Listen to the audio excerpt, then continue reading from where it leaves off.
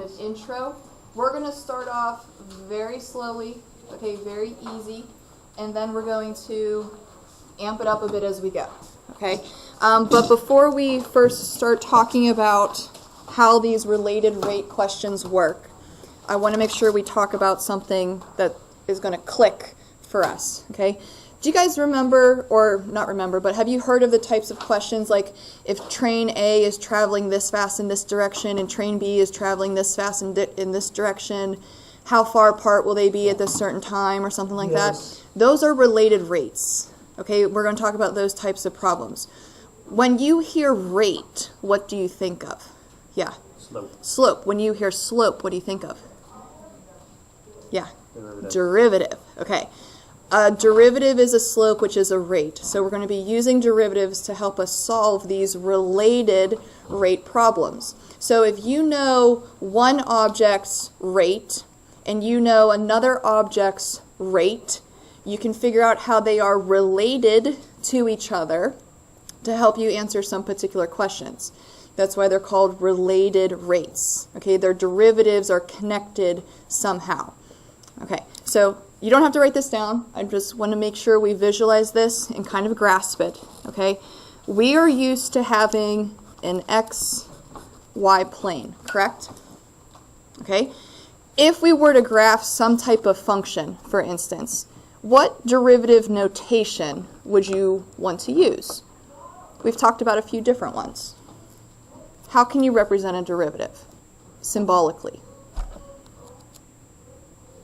If this was f of x, what would the derivative be? F prime. If we labeled it as y, if you take the derivative of y, what is it? A dy over dx. Okay. Now notice how the dy is representing a change in the y values, whereas the dx is representing a change in the x values. Okay.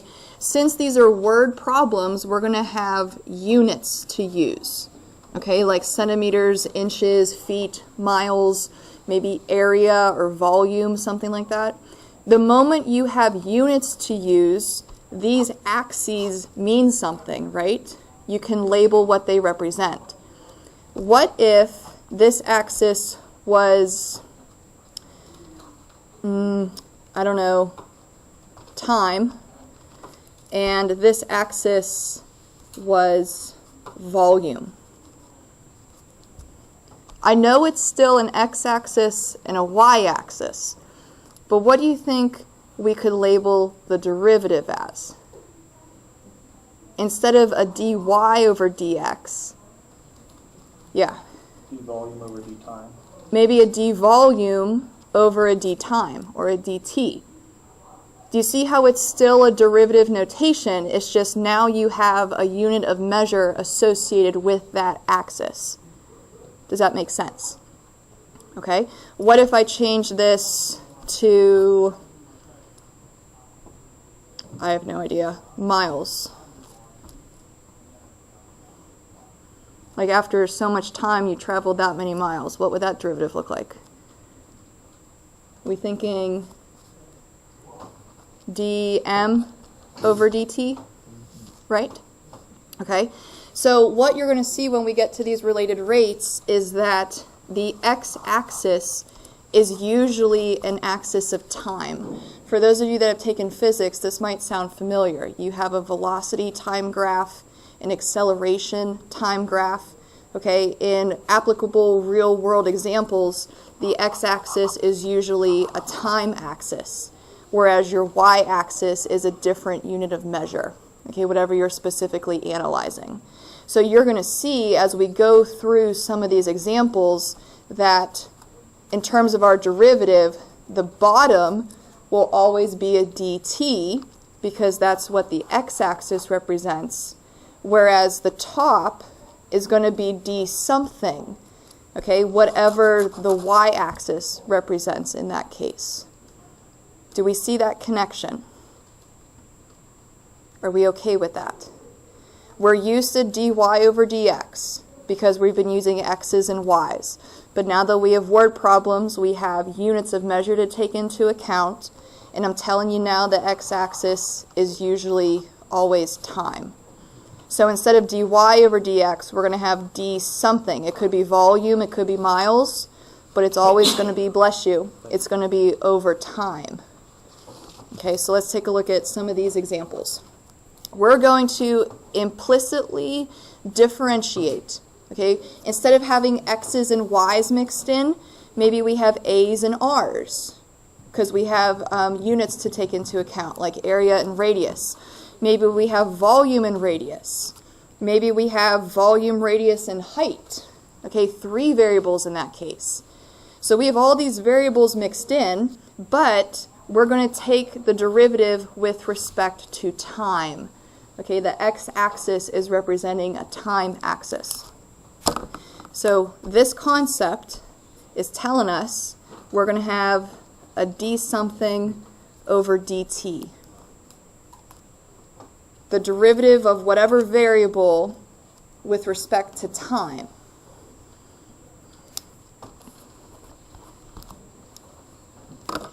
So what do you think the derivative of area might look like? How do we represent that notation? What do you think, Dan? You could start it off with dA over dt. Okay, the derivative of a with respect to time. Just like if this was a y variable, we would do dy over dx. But this is an a variable. So we would do dA over dx, but this is with respect to time. Okay, the x-axis is specifically a time unit. It's no longer just a random x variable. So we have dA over dt. We're going to label that this is the rate of change for area. How fast is the area changing?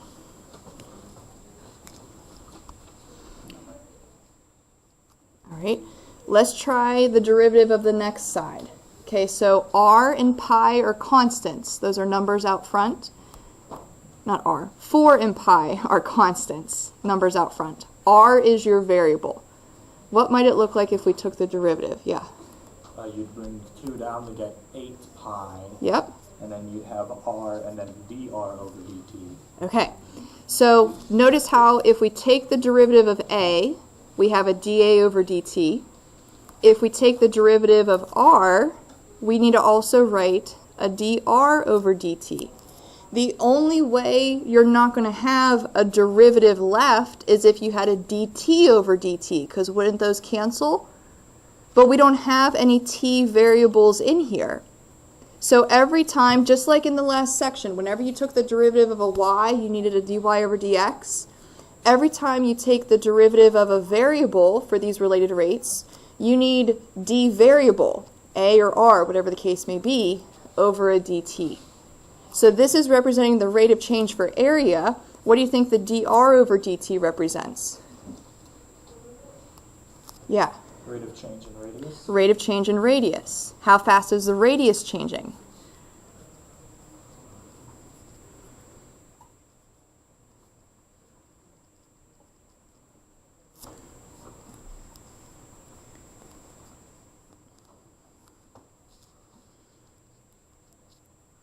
Okay, so we're working our way through, just like in the last section, but it's no longer x's and y's like a regular coordinate system. Now we have variables with units.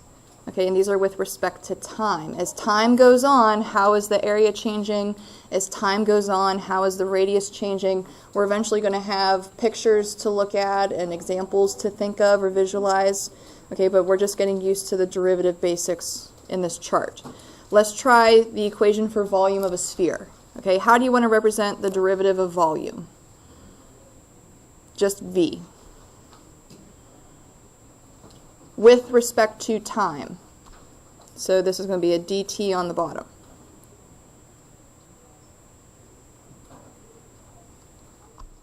Are we thinking dv up top? Okay, so we'll label this as the rate of change for volume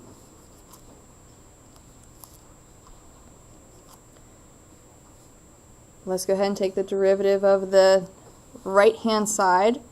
4/3 and pi are constants, okay, coefficients, numbers out front, but r is the variable. So what would it look like if we took the derivative of the right-hand side?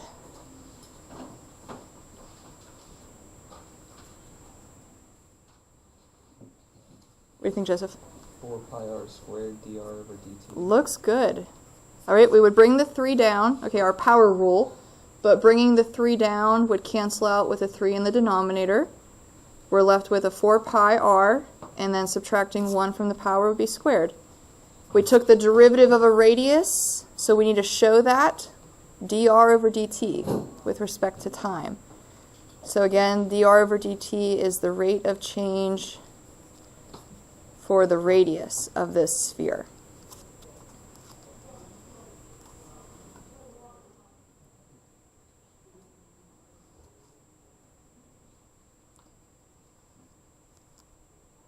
All right, let's try the next one.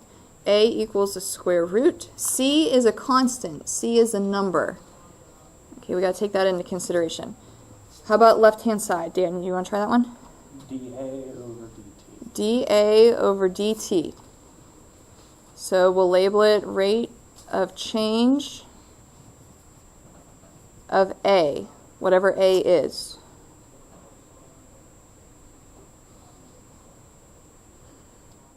How do you want to find the derivative of the right-hand side? Do you have an idea? Yeah. I heard it. Yep. Were you going to say the same thing? Yes. Chain rule, right? Let's go ahead and rewrite this as c squared minus b squared to the 1/2 power. All right, so our chain rule, we would bring down the 1/2, keep the inner layer. Don't forget the new power. Times the derivative of the next layer, which would be the c squared minus b squared. How do you want to write the derivative of c squared? Yeah? Since c squared is a constant, that would just be a number, so we can just negate it. Well, have it gone. Have it gone, right? Okay, so I know it looks like a variable, right? It looks like c squared. Maybe some of you wrote down 2c, dc over dt, but they're telling you c is a constant, meaning c is a number. So if you have a number squared, that's still a number, and the derivative of a number is 0. So what you could think about is writing 0 and then dc over dt, because we took the derivative of a c variable. But what is 0 times a derivative? dc over dt. 0. So you don't even have to write it if you don't want to. Okay, what's nice about constants is their derivatives are always 0. You don't have to worry about writing them. But, however, we do have to subtract the derivative of b squared. And they didn't mention anything about b being a constant, so we have to treat it as a variable. So what would the derivative of b squared look like? 2b, yep. And then we would need a db over dt. We took the derivative of a b variable with respect to time. Okay, that new x-axis. All right, you can leave it like that. I know we've practiced cleaning some things up. Maybe you want to do that as well. But let's go ahead and label what the the derivative represents. This would be the rate of change of b. There is no rate of change for c because c is a constant. It's always going to remain that number.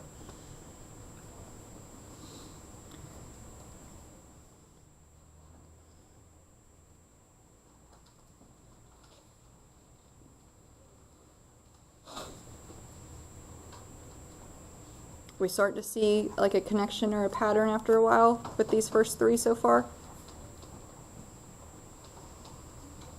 All right, let's try the next one. Volume of a cylinder. R is a constant, so you treat it like a number. Let's see. Derivative of volume, we could label as dV over dt. So that's rate of change for volume.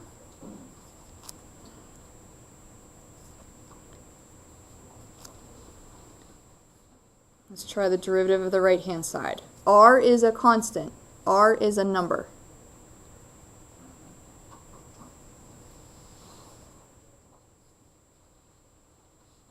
So the only variable on the right-hand side we have is h, and it's to the first power.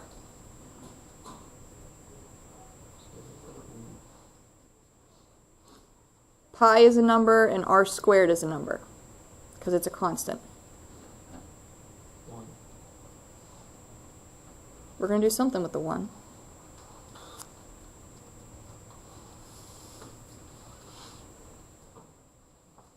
Let's see, if we had, you don't have to write this down, if we had 4x to the first, the derivative would be 4, right? Okay, because you bring down the power of 1. 1 times all of the coefficients would be 4, and then you'd have x to the 0 power, meaning you don't have any x's left, right? Let's go ahead and take a look at this one. If we bring down the power of 1 times all of the coefficients out front, r is a coefficient, it's a constant, it's a number, we'd have pi r squared. We would then have h to the 0 power, meaning no h's left, but we just took the derivative of an h variable. So we would need a dh over dt. So dh over dt is representing the rate of change for height in this case.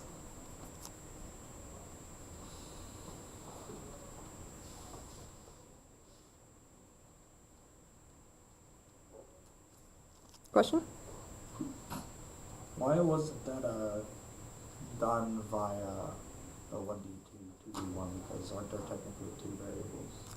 Okay, so visually there are 2 variables, but they're telling you that r is a constant. Oh, R is a constant. It's a number. It's not changing. My bad. That's okay. I'm going to come back to you for the last one. Okay. Let's try the next one. Okay, our equation is cosine theta equals x over 15. What I would try to do, maybe, is write this as 1 over 15x. Because when it comes time to find the derivative, I know that x over 15 is a fraction, so some of you might think quotient rule, which is perfectly okay. But notice how if you bring out the 1 and the 15 coefficients, you can make that a number out front, and you go from having a quotient rule eventually to a power rule, which might be a little quicker. Okay, but if you did quotient rule, it still should work out the same way. Okay, there's just like maybe a quick shortcut there if you can see it. So let's start off with the derivative of the left-hand side. What's the derivative of cosine theta? Remember our trig derivative shortcuts? Negative sine theta. All right, and we just took the derivative of a theta variable. So we would need d theta over dt. So that derivative is representing the rate of change of theta. Okay, how fast is your angle changing?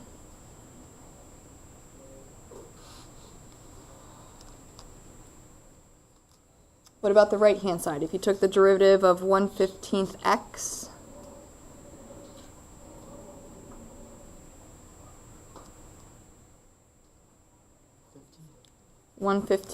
yep.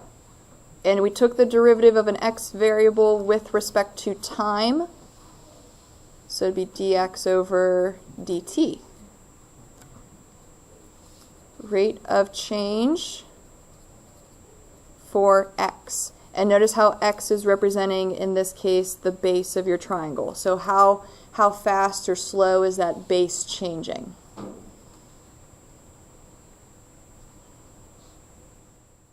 All right, we're going to end this chart with a bang. Volume of a cone. We have a lot of variables in there, but they didn't list any of them as constant. Okay, so as time goes on, the volume is changing, the radius is changing, and the height is changing of this cone. Okay, a bunch of different pieces or variables are changing. So we don't have any constants to take into consideration. Let's just work our way across. Derivative of volume with respect to time, dv over dt. Okay, so rate of change for volume. So now you got to think about how are we going to find the derivative of the right-hand side? R and H are not constants. They are variables. What do you think, Dan? You use a product rule. We're going to have to use a product rule. If you were to read it out loud, we would have 1/3 pi r squared times h, right? We're multiplying a different variable. So if you say that word times, that's kind of cluing you into multiplication. Neither of those variables are constants, so we have to take each one into consideration when it comes time for the derivative. So maybe we'll label our first function as 1/3 pi r squared and our second function as h. Maybe you can visually see that and you don't have to list it, that's okay. So we would have 1 and then d2. How do you want to represent the derivative of h? Yeah. dH over dt. dH over dt. Then we have to add 2 and then d1. How do you want to write the derivative of 1/3 pi r squared? Yeah. 2/3 pi r dr over dt. 2/3 pi r dr over dt. Are we okay with that? All right, now we have two other derivatives to list. So the dH over dt would be the rate of change for the height. And then the dr over dt is rate of change for the radius.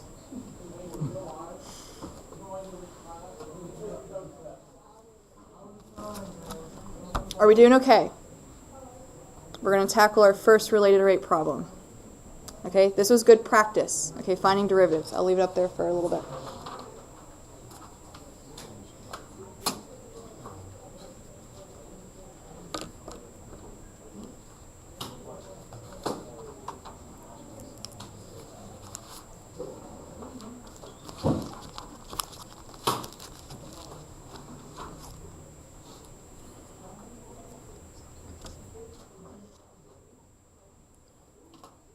All right, let's take a look at our first one on the next page, okay, 212.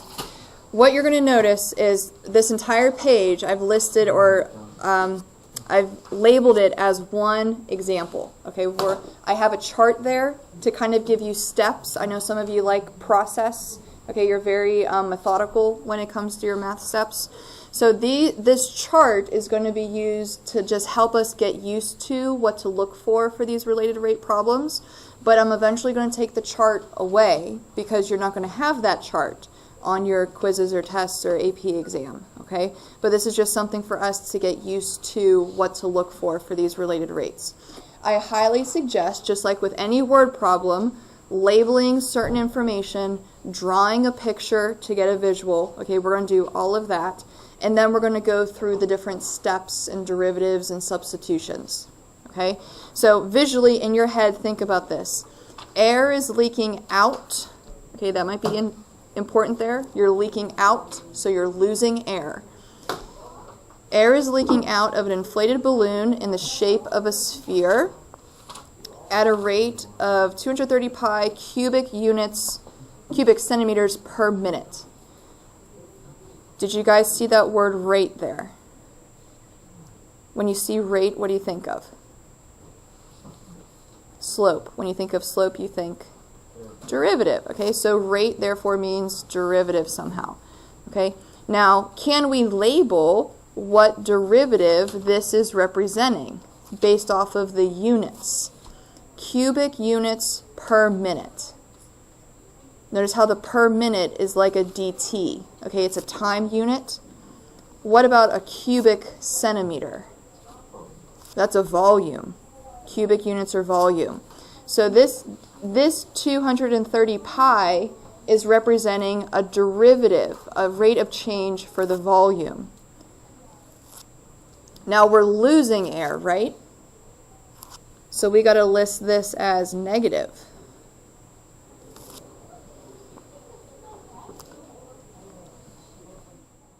Does that make sense? Okay, rate means derivative. You're going to take a look at the units to help you figure out which derivative it actually means. At the instant when the radius is 4 centimeters. Okay, so if you're visualizing this big balloon and it's slowly leaking air, okay, obviously it makes sense that it's getting smaller and smaller and smaller. But what we're interested in is at a particular moment in time, okay, a snapshot moment, like if you were to take a picture of this process. At one moment in time, if the volume is decreasing at this rate, how is the radius decreasing?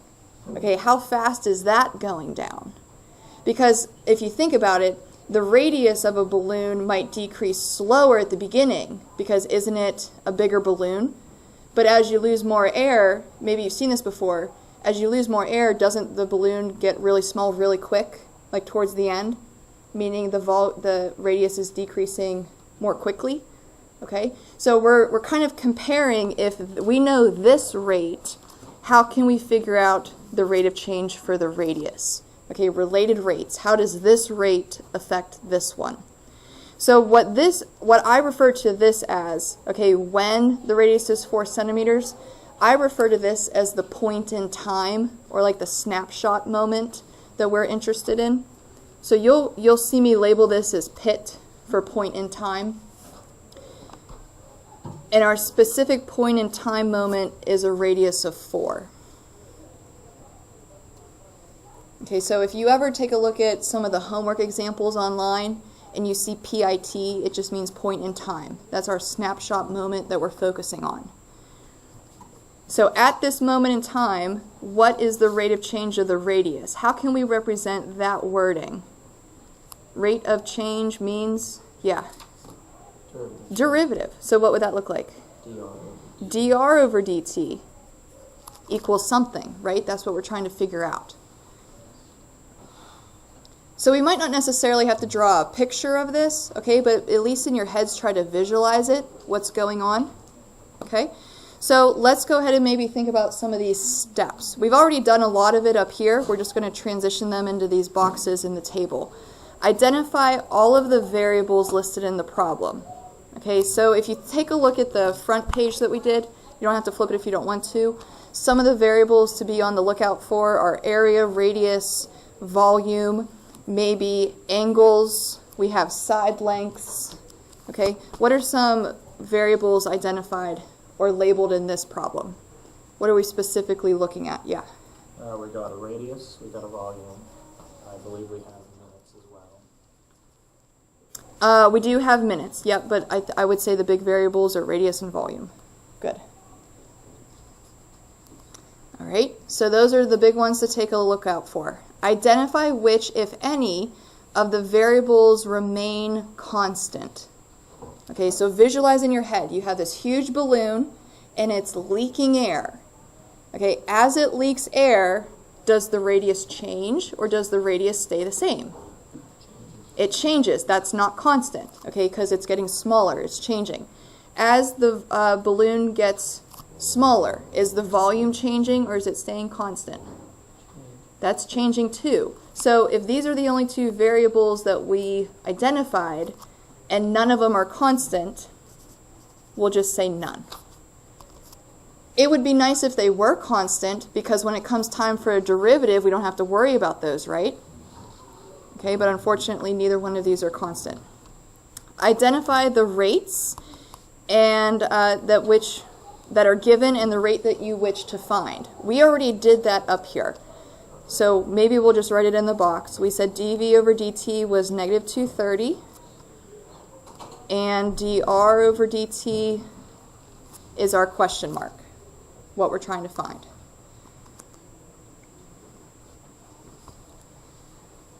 Okay, so here's the big step. Maybe you can't tell already because it has the most wording in there. What we're going to try to do is relate, okay, bring together all these different variables for this problem. We're going to write an equation, okay, often a geometric one from geometry, like volume of a sphere, radius of or circumference of a circle, something like that, that relates all the variables together for the problem. So can we think of an equation that relates together the radius and volume for a sphere. Now we went over some of them on the front of the page, so you can reference those as we go through some of these problems. Yeah. V equals 4/3 pi r squared. Okay, that's from the front page. We did one of those in the little table. Okay, it said volume of a sphere somewhere. Cubed. Okay, good.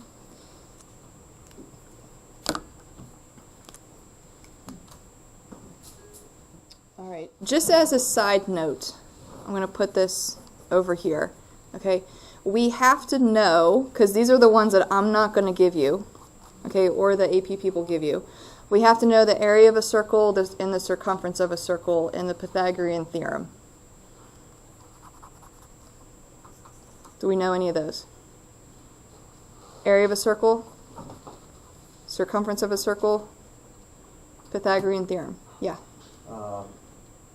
Pi r squared, I believe, is the area. Yep. And 2 pi r is the circumference. Okay. And the Pythagorean theorem? Yeah? A squared plus b squared equals c squared. There we go. Okay, As long as you can throw a 2ac cosine in there if you're dealing with triangles, but that's something else. That's something else, yep. All right, so you have to know those. Notice how the area of a circle and circumference of a circle, those are not listed on the front page, okay, the ones that we talked about. The Pythagorean kind of showed up on the front page. That was our square root example, but it didn't look exactly like this. It was a rearranged form, okay, but we have to know those ones. I'm not going to give those to you. The other ones, though, I will, okay?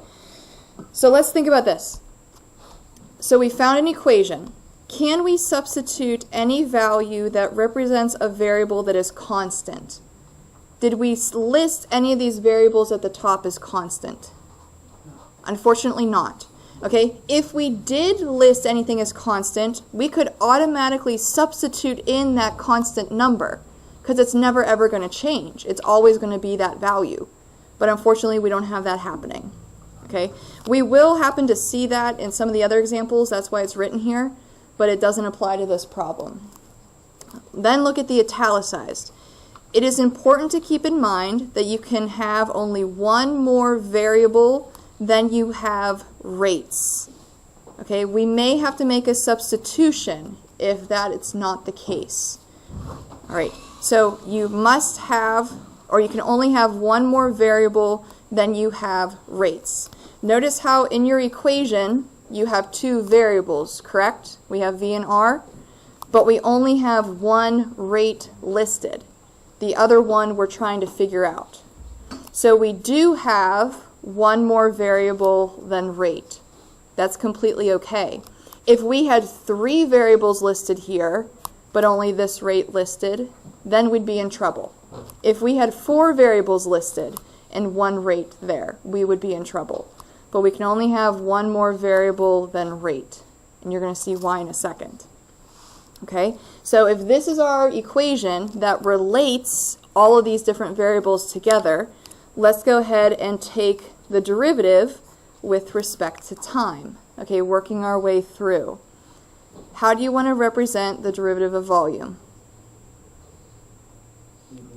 dv over dt. Yep, with respect to time. What about the derivative of 4/3 pi r cubed?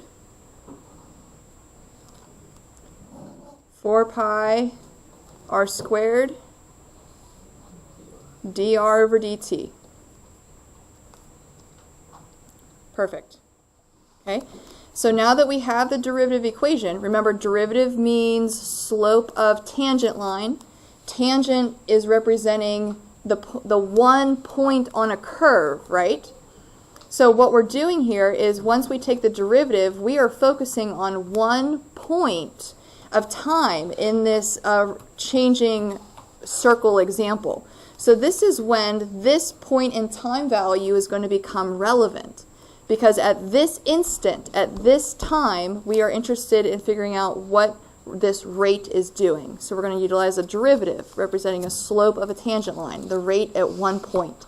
So we're going to substitute in all those values that we identified at the very beginning of the problem. Do we know the rate of change of volume, a dV over dt? Didn't we list that as negative 230 pi? I think I forgot to put the pi's, the pi in the box at the top of the page. Okay, negative 230 pi. We then have a 4 pi. Do we know the radius at this point in time? The snapshot moment. Yep, 4. Do we know dr over dt? Do we know the rate of change of radius? No, but that's what we're trying to figure out, right? So notice how we were able to substitute in every other piece of information that we were given, or we were able to figure out, and all we're left with is what we're trying to figure out, so which means we should be able to solve for it. So let's go ahead and simplify. We have 4 squared, which is 16, times 4. We got 64. How do you want to get dr over dt by itself? Yeah. Divide negative 230 pi by 64. There you go. Now some of you might have to use a calculator to help you out with that.